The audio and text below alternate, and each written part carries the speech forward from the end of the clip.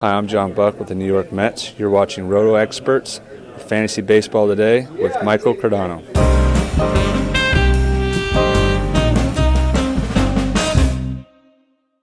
Are you in the camp that says athletes can turn it up a notch when they have extra motivation? Man, if there was a way to bottle that ability and sell it, you could make a mint. There isn't anyone that can tell me Justin Upton didn't walk into Chase Field yesterday looking to make a statement.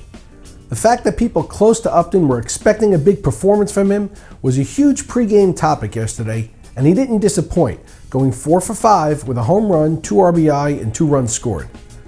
These were circumstances laid out on a silver platter for anyone playing daily fantasy, and you need to take advantage of them when they occur. Jordan Zimmerman continues to roll, allowing just 2 runs and 7 2/3, picking up his 7th win of the season. Zimmerman has a 1.68 ERA and a whip of just .869 and is a must-start in all formats, unless you're a superstition. Coming into yesterday, hitters who put balls in play were batting just .211 against Zimmerman, which is a ridiculously low percentage that would appear to be unsustainable. Now here's the problem with that. This is a trend sabermetric followers started talking about after his 4th start, and he's now thrown 4 more quality starts since. So the question is, has Zimmerman just been lucky? Or does he have something to do with the fact that the majority of times the ball is put in play, that it's an out? Logic would tell you that there's some luck involved, but from playing the game, I'd like to think that the way he's pitching to the defensive line behind him makes somewhat of a difference. To be honest, I don't care what it is. Unless you've fallen behind in strikeouts in your league in a big way, you need to throw Jordan Zimmerman out there every time he pitches and not trade him because he's getting people out on a regular basis and racking up wins. I don't care how or why he's getting people out more often than not, just that he does. And here's a perfect example of why you need to let your best hitters play and not try to time things and move them in and out of your lineup when they're in a slump. Billy Butler was just 4 for 35 in his last 9 games, and then yesterday he busted out with a 5 for 5, 5 RBI performance, scoring 2 runs. Looking at his ownership percentage, plenty of people reserved him in weekly leagues this week, and now those people can't stick him back in all week. Think about what just happened here. People who tried to time things absorbed all his bad stats and now have to sit and watch as he racks up hits for a week. Even if you're in a daily moves league, let your best players play every day they're penciled into the lineup, whether they're on a roll or in a slump. It will work out for you in the end. Bryce Harper received 11 stitches on his chin and neck and also jammed his left shoulder, colliding with the home run wall at Dodger Stadium. He somehow managed to avoid a concussion, which is pretty amazing to anyone who saw the replay. But you know what they say, no brain, no pain.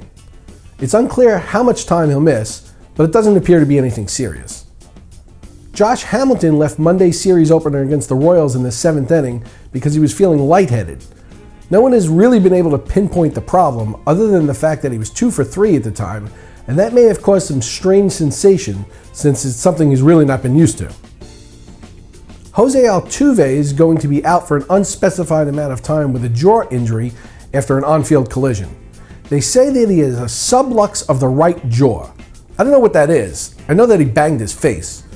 It sounds like somebody just made that up. And Jason Heyward is expected to make his return to the Braves lineup after what, according to the Guinness Book of World Records, is the longest appendectomy recovery of an adult in history. Alex in Bell City, Missouri asks, former number 1 pick Luke Hochevar has been lights out after being moved to the bullpen, pitching to a 1.17 ERA with a whip of just .848. Do you think they will move him back to being a starter? Now that wouldn't be the strangest thing in the world. If you remember, the Royals did just that with Zach Greinke early in his career, putting him in the bullpen until he got things sorted out and then making him a starter again, and it couldn't have worked out any better for Zach. The difference here is that Luke Hochevar is already 29 years old. I would make an argument that at some point going forward, Hochevar may become a closer, but there isn't anything actionable going on with him at the moment. Right now, he's just one of those players who's very valuable to a baseball team that doesn't have any fantasy value. The Mets signed veteran Rick Ankiel yesterday and promptly started him in center field in their game at St. Louis. Talk about a messed up franchise. Here you have a team where opponents are licking their chops to throw left-handed starters at them because they are stacked with left-handed hitters who can't hit lefties. And they go out and sign another guy who bats lefty that wasn't good enough to stay on the Astros roster as a reserve. If you haven't been doing it already, continue to start every single left-handed starter you can against the Mets, regardless of who they are, until this method proves not to work anymore. Mets GM Sandy Alderson obviously doesn't play fantasy, and I'm starting to wonder if he even knows anything about composing a baseball roster. For RotoExperts, I'm Mike Cardano.